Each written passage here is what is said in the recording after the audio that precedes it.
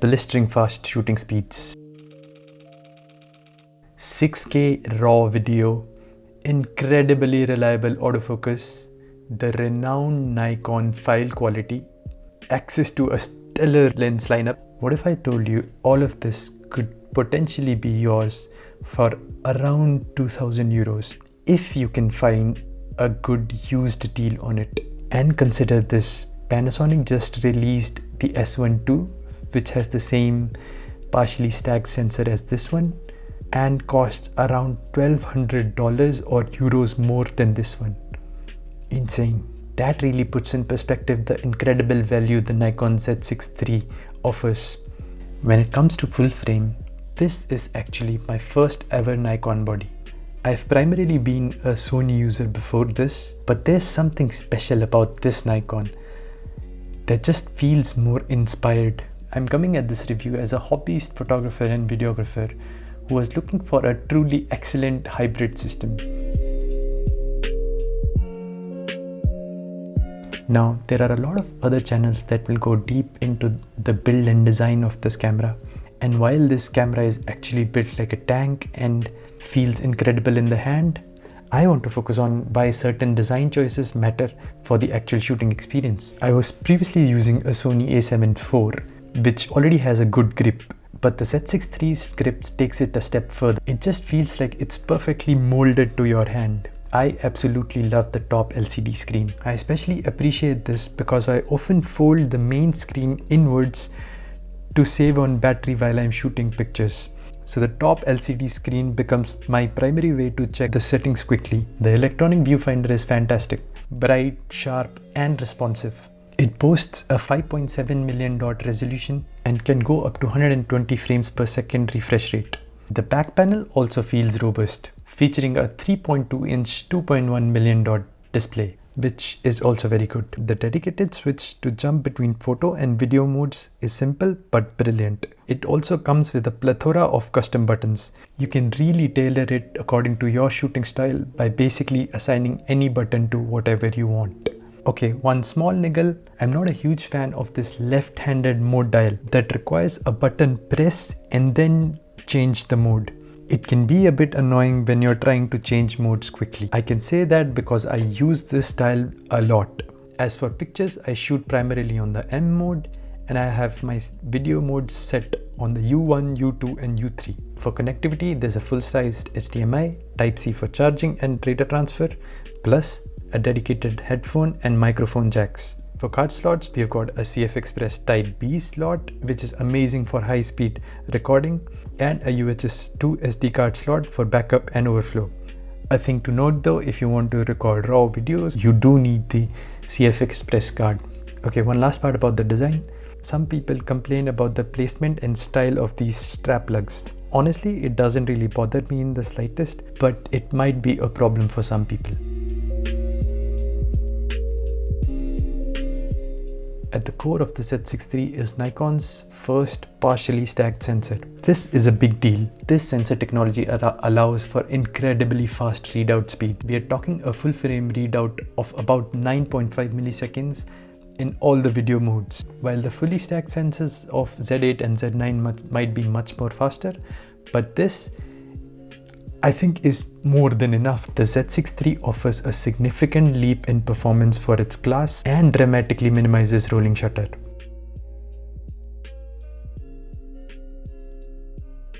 There was some talk about a flickering issue. This has now been addressed by Nikon and have been fixed with the latest firmware release. Nikon calls its in-body image stabilization as vibration reduction or VR, and it's very effective, rated of up to 8 stops of compensation. It simplifies and offers basically 2 modes of VR. One is normal and the other one is sport. A key improvement is that the stabilization can center its correction on your chosen AF point. This is certainly useful when the subject is not in the center of the frame.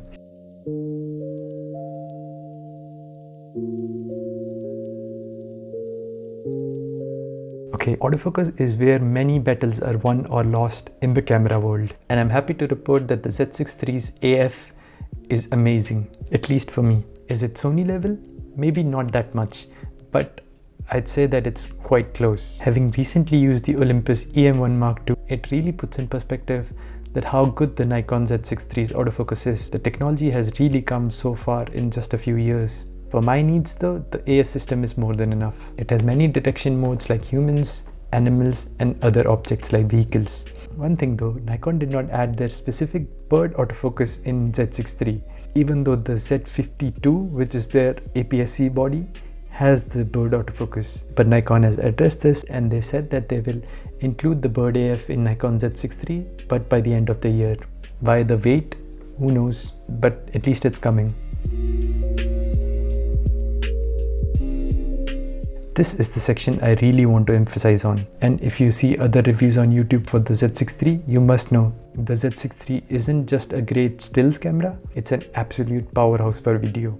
Let's talk about the recording options. You got internal NRAW up to 6K 60p and ProRes RAW, plus various ProRes 422, H.265 and H.264 options. Many of these high resolution modes like 6K and 5.4K utilize the full width of the sensor. The internal NRAW recording is a game changer for flexibility in post. None of the other competitors in this price range provide the same. Like its bigger siblings, the Z8 and Z9, the Z6 III includes essential shooting aids like waveforms, zebras for exposure checking, and focus peaking. The slow motion capabilities are fantastic. It can do 4K and 6K at 60 frames per second using the entire width of the sensor.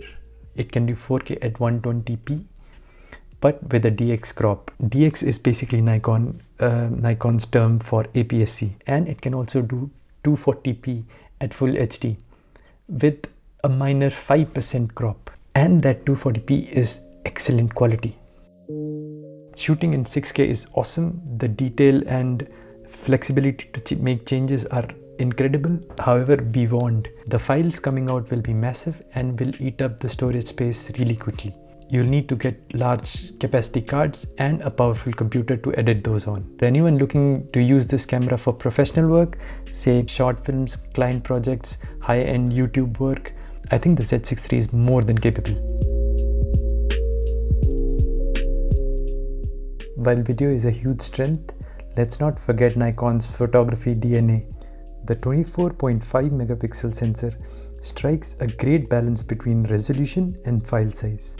It's plenty of detail for most applications, from large prints to web use to Instagram. Let's be honest, I'm just going to use it for Instagram. There's just something about the Nikon file. The colors, the way they handle highlights and shadows, they just look good. As someone who's owned Sony cameras, I prefer the files from Nikon. I just prefer their colors. I know it's subjective, but I've also seen it's like a common sentiment between a lot of other people. For the shooting modes, a common theme with the Nikon Z6 III is that it's super fast.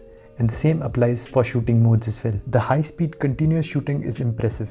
It has 14 frames for the mechanical shutter for RAWs and up to 20 frames per second with the electronic shutter. There's the option to shoot only in JPEG with the full sensor of 60 frames per second, and if you want even more fast, you can do 120 frames per second but with a DX crop. Personally, I think 20 frames per second is more than enough, but it's good to have the option of going even more faster. Okay, so let's discuss the infamous dynamic range for the photos. There's been a lot of discussion about the dynamic range for the Nikon Z6 III.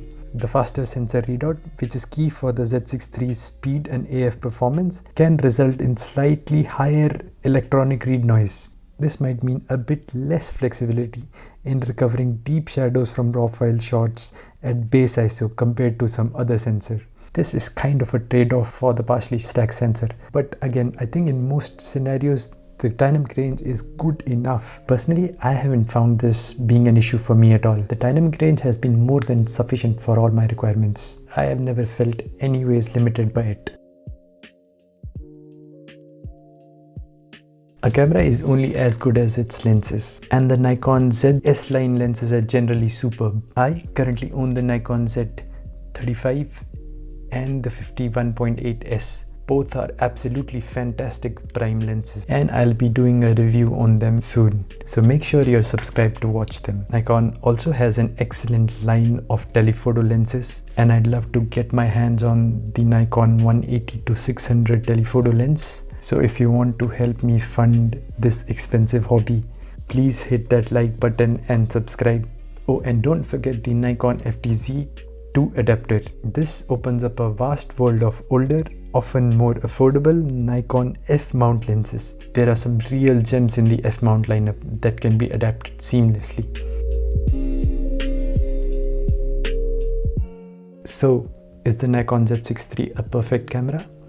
Well, no camera is, but this comes incredibly close to being a perfect hybrid system, especially at this price point. You're getting a robust body, fantastic ergonomics, a brilliant sensor with fast readout speeds, highly effective stabilization, very capable autofocus, and truly professional grade video features, including internal RAW recording. If you're a professional or even a serious hobbyist looking for a full frame camera that excels at stills and video without kind of breaking the bank. I mean, 2,000 euros or dollars are still a lot, but I think it's worth it, and none of the other competitors at this price point provide the same features as this does. So what do you think about the Nikon Z6 III? Let me know your thoughts in the comments below. If you found this video anyways helpful, please give it a thumbs up, and yeah, subscribe for more camera reviews and photography content. Thank you very much for watching, and I'll see you in the next one.